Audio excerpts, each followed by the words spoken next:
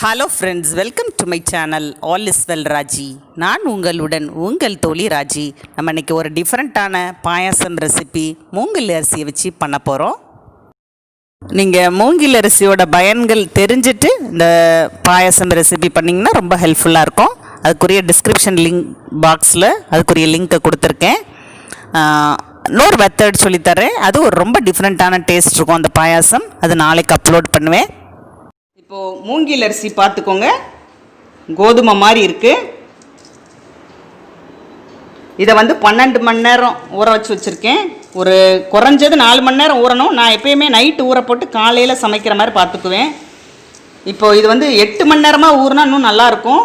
நீங்கள் எப்படி ஊற போட்டிங்களோ ரொம்ப தண்ணி குடிச்சிருக்காது இந்த அரிசி, அப்படியே தான் இருக்கும். ஆனாலும் ஊற வச்சு தான் நம்ம சமைக்கணும். இப்போ ஒரு 8 மணி நேரத்தில் வரையும் நீங்கள் ஊற வச்சுக்கலாம். இப்போ எவ்வளவு நீங்கள் எடுத்திருக்கீங்களோ அதை விட கொஞ்சம் கூட, இப்போ ஒரு நீங்கள் அரை கிலோ அரிசி எடுத்திருக்கீங்கன்னா அதை விட கூட நம்மளோட மண்டை வெல்லமோ இல்லைன்னா அச்சு வெல்லமோ எடுத்துக்கோங்க. தேங்காய் பால் ஒரு பெரிய தேங்காவாக இருந்ததுன்னா ஃபுல்லாக திக்காக பால் எடுத்து வச்சுக்கோங்க. சின்ன தேங்காவாக இருந்தால் ஒரு 1.5 தேங்காய் கூட கெட்டியாக பால் எடுத்து வச்சுக்கோங்க. கிஸ்மிஸ்ஸு, முந்திரி, அடுத்தது நெய், சுக்கு, ஏலக்காவை பொடி பண்ணி வச்சுருக்கேன். ஒரு சின்ன துண்டு சுக்கு, ஒரு 10 ஏலக்காய் பொடி பண்ணி வச்சுருக்கேன். அவ்வளோதான். இப்போ எப்படி செய்யலான்னு பார்க்கலாம்.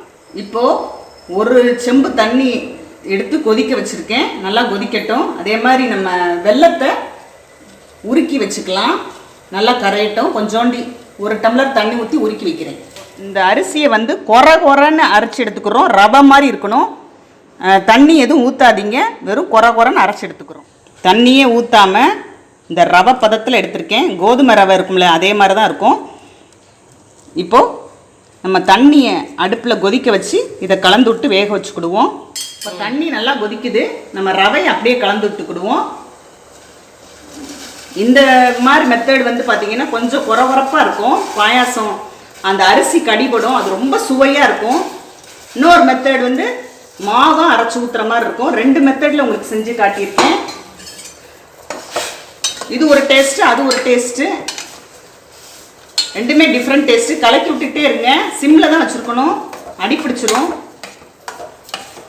சீக்கிரமாகவே கெட்டியாயிரும், அடிப்பிடிச்சிரும். கிண்டி விட்டே இருக்கணும். இப்போது இது நல்லா ஒரு 10 நிமிஷம் ஆயிடுச்சு. நல்லா வெந்துருச்சு. இப்போ நம்ம வெள்ளைப்பாகு ஃபில்டர் பண்ணதை ஊற்றிக்கலாம்.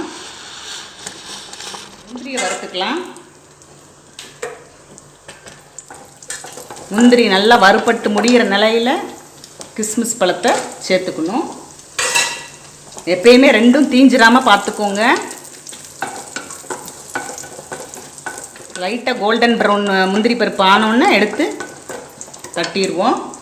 இப்போ அவ்வளோதான். அடுப்பை ஆஃப் பண்ணிடலாம். முந்திரி திராட்சையை வறுத்ததை தட்டியிருக்கோம், நெய்யில் வறுத்ததை. இப்போ நல்லா கலக்கி விட்டே இருங்க, ஏன்னா அடி பிடிக்கிறதுக்கு வாய்ப்பு இருக்குது. இப்போது ஏலக்காய், சுக்கு போட்டுக்கலாம். நல்லா கிண்டி விட்டு நம்மளோட தேங்காய் பாலும் ஊற்றிக்கலாம். தேங்காய் பால் ஊற்றினதுக்கப்புறம் கொதிக்கக்கூடாது, லைட்டாக சூடாகணும். கொதிச்சிச்சின்னா டேஸ்ட்டு மாறிடும். மூங்கில் அரிசி விலை ரொம்ப கூடங்க. 1 கிலோ 500 ரூபா கிட்ட இருக்கும். ஆனால் மெடிசினல் வேல்யூன்னு பார்த்திங்கன்னா ரொம்ப கிரேட்டு. அதனால் எப்போயாச்சும் நம்ம ஃபங்க்ஷன் அப்போயாவது இதே மாதிரி பாயாசம் வச்சு சாப்பிடுங்க. இப்போ சர்வ் பண்ணி காட்டுறேன். இந்த பாயாசம் குருணை மாதிரி ஒரு மாதிரி தரடாக இருக்கும். கடிப்படுறதுக்கு ரொம்ப சுவையாக இருக்கும். இன்னொரு பாயாசம் க்ரீமியாக இருக்கும். அது ஒரு டிஃப்ரெண்ட் டேஸ்ட். என்னோட வீடியோஸ் பிடிச்சிருந்ததுன்னா லைக் பண்ணுங்கள், ஷேர் பண்ணுங்கள், சப்ஸ்கிரைப் பண்ணுங்கள். கூடவே பக்கத்தில் இருக்க பெல் பட்டனையும் ப்ரெஸ் பண்ணுங்கள். ஏதாவது டவுட்ஸ் இருந்ததுன்னா கீழே உள்ள கமெண்ட் செக்ஷனில் கேளுங்க, நான் பதில் போடுவேன். உணவே மருந்து, மருந்தே உணவு. வாழ்க வளமுடன்.